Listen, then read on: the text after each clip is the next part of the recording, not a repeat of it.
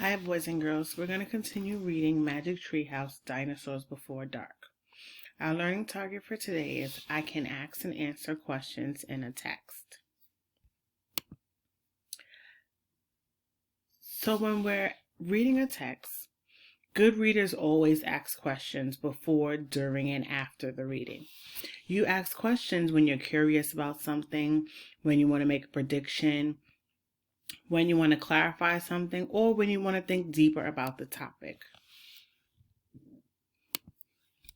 We're going to start today by reading Chapter 6, Dinosaur Valley.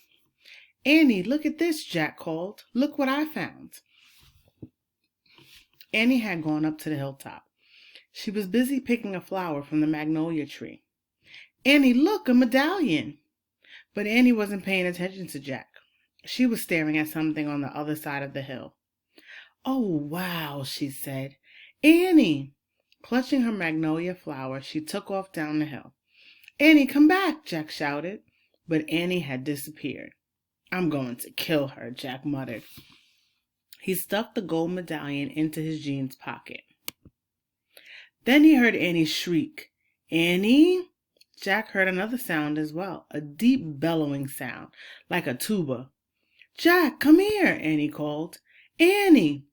Jack grabbed his backpack and raced up the hill. When he got to the top, he gasped.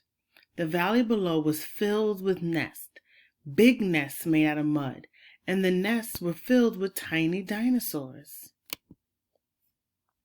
Annie was crouching next to one of the nests, and standing over her was a gigantic duck-billed dinosaur.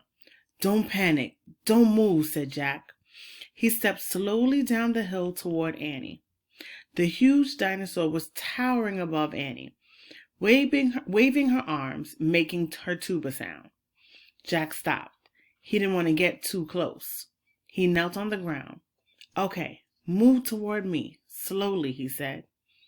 Annie started to stand up. Don't stand, crawl, said Jack. Clutching her flower, Annie crawled toward Jack. The duck-billed dinosaur followed her, still bellowing. Annie froze. Keep going, Jack said softly. Annie started crawling again. Jack inched farther down the hill until he was just an arm's distance from Annie. He reached out and grabbed her hand. He pulled Annie toward him. Stay down, he said. He crouched next to her. Bow your head. Pretend to chew. Chew? Yes, I read that's what you do if a mean dog comes at you. She's no dog, Jack, said Annie. Just chew, said Jack. Jack and Annie both bowed their heads and pretended to chew. Soon the dinosaur grew quiet. Jack raised his head. I don't think she's mad anymore, he said. Thanks, Jack, for saving me, said Annie. You have to use your brain, said Jack. You can't just go running to a nest of babies. There's always a mother nearby. Annie stood up. Annie! Too late. Annie held out her magnolia flower to the dinosaur. I'm sorry I made you worry about your babies, she said. The dinosaur moved closer to Annie. She grabbed the flower from her. She reached for another. No more, said Annie. The dinosaur let out a sad tuba sound. But there are more flowers up there, Annie said. She pointed to the top of the hill.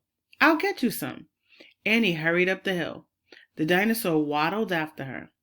Jack quickly examined the babies. Some were crawling out of their nest. Where were the other mothers? Jack took out the dinosaur book. He flipped through the pages. He found a picture of some duck-billed dinosaurs. He read the caption. The Anatauruses lived in colonies. While a few mothers babysat the nest, others hunted for food. So there must be more mothers close by. Hey, Jack, Annie called. Jack looked up. Annie was at the top of the hill, feeding magnolia flowers to the giant Anatosaurus. She's nice too, Jack, Annie said. But suddenly, the Anatosaurus made her terrible tuba sound. Annie crouched down and started to chew. The dinosaur barged down the hill. She seemed afraid of something. Jack put the book down on top of his pack. He hurried up to Annie. I wonder why she ran away, said Annie. We were starting to be friends. Jack looked around. What he saw in the distance almost made him throw up. An enormous, ugly monster was coming across the plain.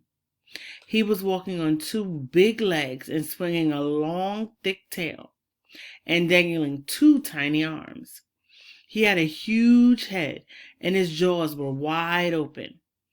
Even from far away, Jack could see his long, gleaming teeth. "Tyrannosaurus Rex," whispered Jack. Okay, that's the end of the chapter.